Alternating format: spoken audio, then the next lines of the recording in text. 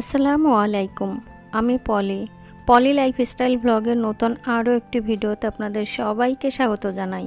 কেমন আছেন আপনারা সবাই? যে যেখান থেকে আমার ভিডিওটি দেখছেন আশা করি সবাই অনেক ভালো আছেন। আমরাও আপনাদের দোয়ায় এবং আল্লাহর রহমতে আলহামদুলিল্লাহ ভালো আছি। দুপুরে রান্নাবান্না থেকেই ভিডিওটি শুরু করেছি। আমি এখানে জাতীয় ফুল শাপলা ভাজি করছি। শাপলাটা ভাজি করার জন্য আমি শাপলাগুলা ভালো করে বেছে তারপরে ধুয়ে নিয়েছি। এরপরে ছোট ছোট সাইজ করে কেটে নিয়েছি। শাপলাটাকে ভাজি করার আগেই ভালো করে পরিষ্কার করে ধুয়ে নিতে হবে। তাহলে হবে কি শাপলাটা ঝরঝরে থাকবে, নরম হবে না। আর দেখা যাচ্ছে যদি আমি কোটার পরে ধুতে যাই তাহলে শাপলা থেকে অনেক পানি ছাড়বে, তাহলে একদমই ভর্তা ভর্তা হয়ে যাবে, খেতে একদমই ভালো লাগবে না। অনেকে কিন্তু শাপলা খেতে জানে না কিভাবে রান্না করে খেতে হয় বা ভাজি করে খেতে হয়। ভাজি করতে গেলে অনেক সময় অনেকে একদমই ভর্তা ভর্তা করে ফেলে। যদি এই টিপসটা ফলো করা হয় তাহলে কিন্তু শাপলাটা ঝরঝরে থাকবে, একদমই কাদা কাদা হবে না, নরম হবে না আর কি। তবে টিপস বললাম যেটাকে আর কি, যে শাপলাটা কাটার আগেই ধুয়ে নিতে হবে, কাটার পরে আর ধোয়া যাবে না। আর শাপলাটা ভাজি করার পরে এরকম হয়েছে। শাপলাটাকে ভাজি করার জন্য আমি যেটা করেছি, ফ্রাই প্যানে তেল দিয়ে পেঁয়াজ আর রসুন কুচি দিয়ে সেটাকে ভেজে উঠিয়ে রেখেছিলাম। তারপরে সেই তেলের ভিতরে শাপলাটাকে দিয়ে দিয়েছি, সাথে কাঁচামরিচ দিয়েছি।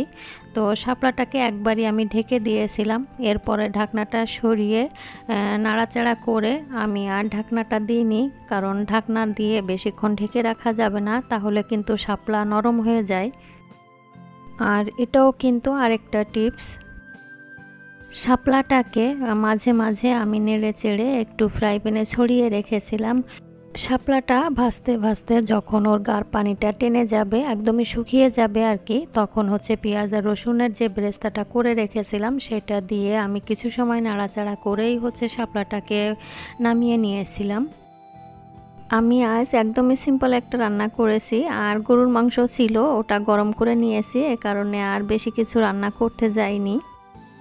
তো দুপুরে আমরা শাপলা ভাজি আর গরুর মাংস দিয়েই খেয়ে নিয়েছি। তারপরে আমি চলে এসেছি একবারে বিকালের ভিডিওতে, সন্ধ্যার কিছুক্ষণ আগে আর কি।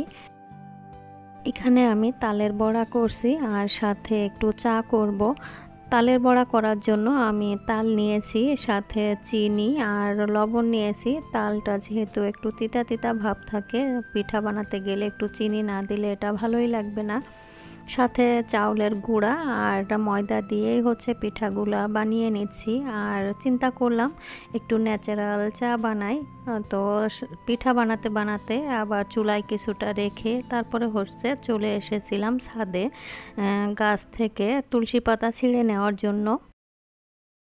বৃষ্টি তো হয়েছে, তারপরেও আকাশটা কিন্তু এরকম মেঘলা হয়ে আছে, তো তারই একটু ক্যাপচার করলাম। আর পাতাগুলো আমি ছিঁড়ে নিয়ে এসেছি, তো ভালো করে একটু ওয়াশ করে নিচ্ছি। তুলসী পাতার চাটা যেমন উপকার, তেমনি ওর বাবারও খুবই পছন্দের একটা চা। তুলসী পাতার চাটা আনহার বাবা খেতে খুবই পছন্দ করে। শুধু আনহার বাবা না, আমার কাছেও অনেক ভালো লাগে। এমনি চা থেকে তুলসী পাতার চাটা খেতে বেশি ভালো লাগে। একটা চুলাতে আমি পিঠা বানাচ্ছিলাম আর অন্য চুলাটাতে তো চাটা বসিয়ে দিয়েছি। আনহার বাবা কিন্তু বাসায়, যেহেতু তার পছন্দের চা বানাচ্ছি, তাহলে তো সে বাসায়। আমি পিঠা বানাচ্ছিলাম আর সে সাইড দিয়ে নিয়ে নিয়ে খাচ্ছিল। তখন চিন্তা করলাম চুলার পাশের থেকে এভাবে নিতে যে কখন তেল ছিটে না জানি আমার গায়ে পড়বে। তো চিন্তা করলাম কিছুটা পিঠা উঠিয়ে দিই, সে ডাইনিং টেবিলে বসে খেয়ে নিবে। তো তাকে কিছুটা পিঠা উঠিয়ে দিয়েছি, সে নিয়ে বসে সেখানেই খাচ্ছে। আর আমি এদিকে চাটা বানিয়ে নিচ্ছি, আর সাথে বাকি যে পিঠাগুলো বানাতে বাকি আছে সেগুলো বানিয়ে নিব। তো ন্যাচারাল চা আর তার সাথে এগুলো করতে করতে আমি আপনাদের কাছে একটা রিকোয়েস্ট করি, প্লিজ ভিডিওটিতে একটা লাইক দিয়ে কন্টিনিউ করবেন। আর যারা নতুন আমার চ্যানেলে আজ প্রথম ভিজিট করছেন, তারা চাইলে চ্যানেলটাকে সাবস্ক্রাইব করে পাশে থাকা বেল বাটনটি প্রেস করে আমার পাশেই থেকে যেতে পারেন। তুলসী পাতার চাটা বানানোর জন্য আমি হাঁড়িতে পানি দিয়ে তার ভিতরেই ৬-৭টা হবে আর কি পাতা দিয়ে তারপরে একটু ঢাকা দিয়ে ঢেকে দিয়েছিলাম। তো কিছুক্ষণ জাল হওয়ার পরে ঢাকাটা আমি সরিয়ে রেখেছি, তারপরে হচ্ছে চিনি দিয়ে দিয়েছি স্বাদ মতো। তবে চিনি দেওয়ার পরে আরও বেশ কিছু সময় কিন্তু আমি চাটা জাল করে নিয়েছি। তো চার কালারটা কিন্তু একদমই গ্রিন কালার, মনে হচ্ছে গ্রিন টি। তবে আলিফ আনহা বলছিল চা খাবে না, ওরা শুধু বিস্কিট আর পিঠা খাবে। আমি আর আনহার বাবা টেবিলে নিয়ে বসছি, আর আমার আম্মা আছে যেহেতু আম্মাকে কিছু পিঠা আর চা বেডরুমেই দিয়ে এসেছি, আম্মা সেখানেই বসেই খাচ্ছে। পিঠার সাথে বিস্কিটের প্যাকেটটা আর খুলিনি, ওর বাবাকে জিজ্ঞেস করছিলাম যে বিস্কিট খাবে কিনা, তাহলে আমি বিস্কিটটা খুলবো, না হলে খুলবো না, কারণ আমি যেহেতু পিঠা খাবো এজন্য আর বিস্কিটটা খাবো না। তো ওর বাবাও বলছিল যে না আমিও বিস্কিট খাবো না, আর খুলতে হবে না। তো এই ছিল আমাদের বৃষ্টিময় দিনের ঠান্ডা আবহাওয়াতে ছোটোখাটো একটা চা এবং চায়ের আয়োজন। তো আমরা দুজন খেতে খেতে আপনাদের কাছ থেকেও বিদায় নিয়ে ফেলি। সবাই সুস্থতা কামনা করে শেষ করছি আমার আজকের ভ্লগ। আল্লাহ হাফেজ, আসসালামু আলাইকুম।